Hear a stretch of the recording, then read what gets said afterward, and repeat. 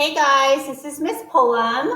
I am going to go over an iReady lesson with you, or a Ready Reading lesson with you, still practicing our standard of RI 5.1. So if you notice right up here in the corner, we're going to review what RI 5.1 wants us to be able to do as a learner. Our learning goal is to be able to quote accurately from a text when explaining what the text says explicitly and when drawing inferences from the text. So we've talked about the two different types of questions, the questions that are right there, the right there questions with the right there answers. You can find it specifically right in your text. And then we've talked about the questions that you have to be able to make an inference from, draw a conclusion to make your answer based on the facts and the evidence in the text that you already know. So right now we are going to start the lesson on page 38 in your Ready Reading book. So please follow along with me as I am teaching this. We are going to be using details to support inferences. When you make an inference about a text, you can support it with quotes from that text. So that's what we've been working on with the different types of informational articles that we've done last week. You were highlighting in different colors the answers that went with different questions. Okay, when you read, you can look for what an author says directly. You can also use what you already know and details from the text to come up with your own ideas about what the author is saying. This process is called making inferences. You should always be able to support an inference with evidence. Quotes from the text are a strong form of evidence. Look at the picture below. Make an inference about what just happened.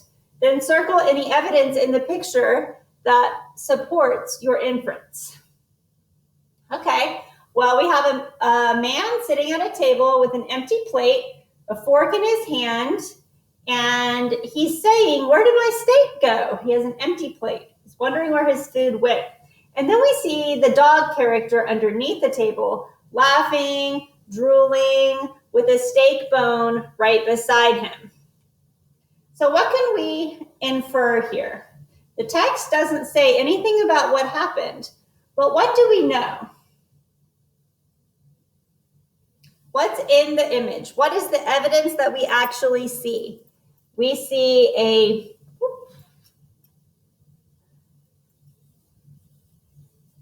a boy wondering where his food went.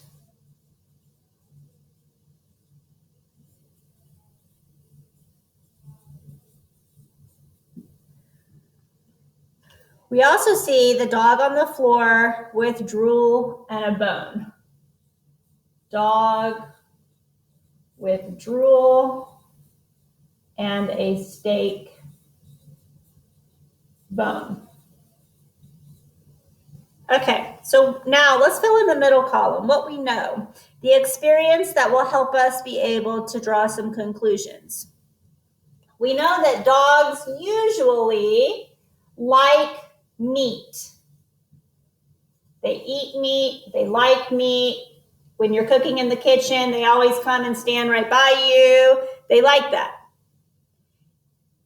Another thing that we know is that it's unclear what else the picture could have possibly have taken away the meat.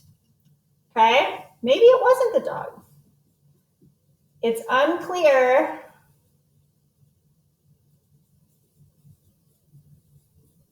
what else could have happened.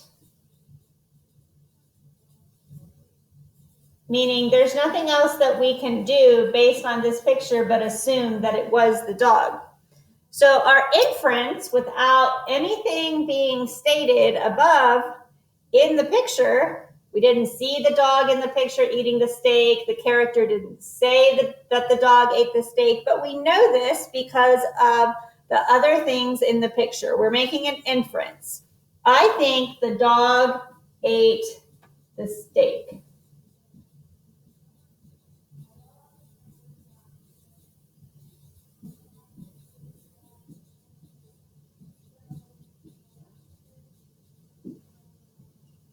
Okay.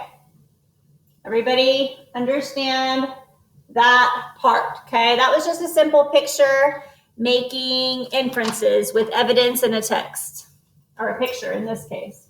All right, so now we are going to head on to the next page, and we're going to read the story Zhang He by Marcus Lim. And we're going to be able to make a chart, just like we did with the dog and the boy about his steak. We're going to be able to know what's in the text, what we already know, and then we're going to be able to make an inference based on our text evidence. Zhang He. The year is 1405. The place is China, where the Yangtze River empties into the Pacific Ocean. Floating on the river is the mightiest fleet the world has ever seen. More than 300 boats with nearly 30,000 sailors. The largest ships, called treasure ships, are more than 400 feet long, far larger than the greatest European boats of the day. The ships will sail the Indian Ocean, visiting ports along the lands we know as Indonesia, India, and Africa. Who commands this fleet? Admiral Zhang He. Born in 1371, Zhang He, and this tells us how it's pronounced. Pronounced Zheng He. Okay? Zheng He was forced to join the Chinese army at age 10. He became not just a soldier and sailor, but also a diplomat. This little number 1 next to diplomat means that it's going to actually have a place down at the bottom to tell us what that means. So a diplomat is a person who travels abroad on behalf of a government. Speaking with foreigners on behalf of the Chinese government. That is why Zheng He was made leader of the fleet. Not only could he represent his government politely, he could also back up his politeness with force. So why did China send Zheng He and his fleet to sea? In the early 1400s, China was growing rich and hungered for goods from faraway lands. To feed that hunger, the government built its fleet. But although Zheng He was a military man, his fleet came to trade, not to conquer. When they left Chinese shores, the treasure boats were heavy with silk and porcelain and jade. They returned laden with foreign goods, wood, gold, spices, and medicines. They even brought back odd animals, what we now call ostriches, zebras, camels, and giraffes. Zheng He took China out into the world, and he brought the world back to China. Zheng He died in 1433 during his 7th voyage. For reasons not fully clear, a new emperor stopped the trading expeditions and ordered records of Zheng He's travels destroyed, but enough information remains to make one fact clear. Zheng He was one of the most marvelous sailors of his age. All right. So this little purple heading down here with the cream box tells us that when we reread this biography, we want to circle the words that tell the roles Zheng He played and underline the evidence of how his travels might have changed the world. So the first thing I want you to do right now is just go through on page 40 and circle the words that tell the roles that Zheng He played.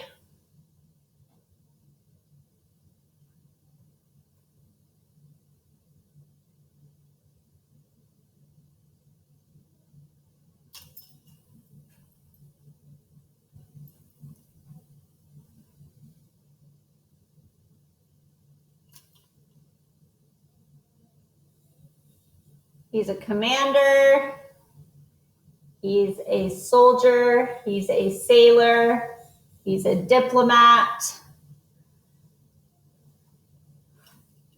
leader of the fleet, military man.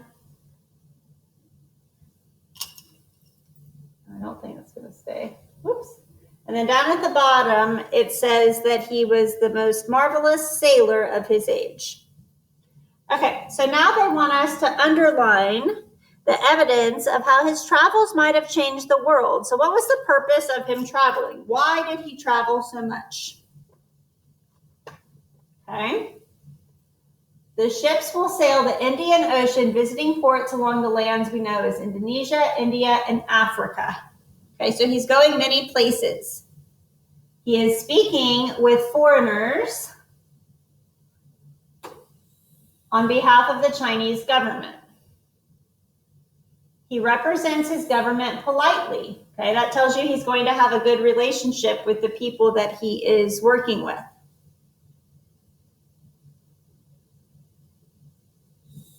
His fleet came to trade, not to conquer. When they left Chinese shores, the treasure boats were heavy with silk and porcelain and jade. Took China out into the world, and he brought the world back to China. Okay, so he was quite an accomplished sailor and military man and diplomat, speaking on behalf of his country.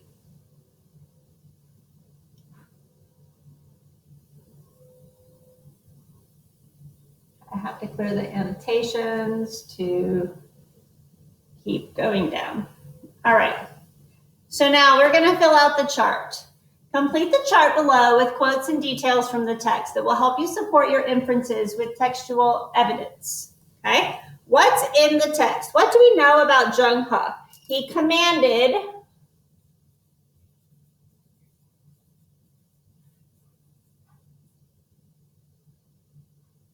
the mightiest fleet the world ever saw.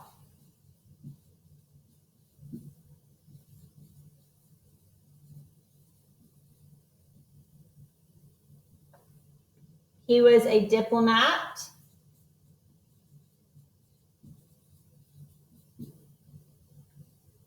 He took 7 voyages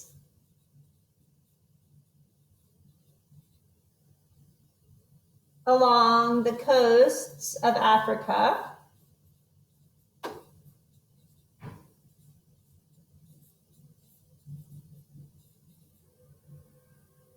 And Asia for almost 30 years. Yeah, I'll come back. All right, so what I know, experience. A person who does everything the text describes must have had some effect on the world, right? He had to have done this for some reason. So he probably had a strong effect on the world. Diplomats are people who visit other places and talk with other people. Visit and talk to many people.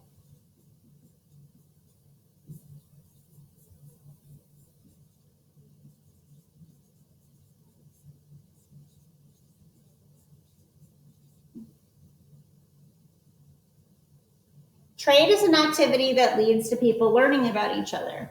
My inference after I can make this is after all of his traveling and all of his conversations with other people and all of the jobs that he had, the world's knowledge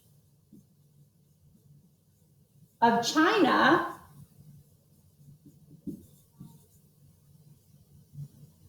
increased because of his travels.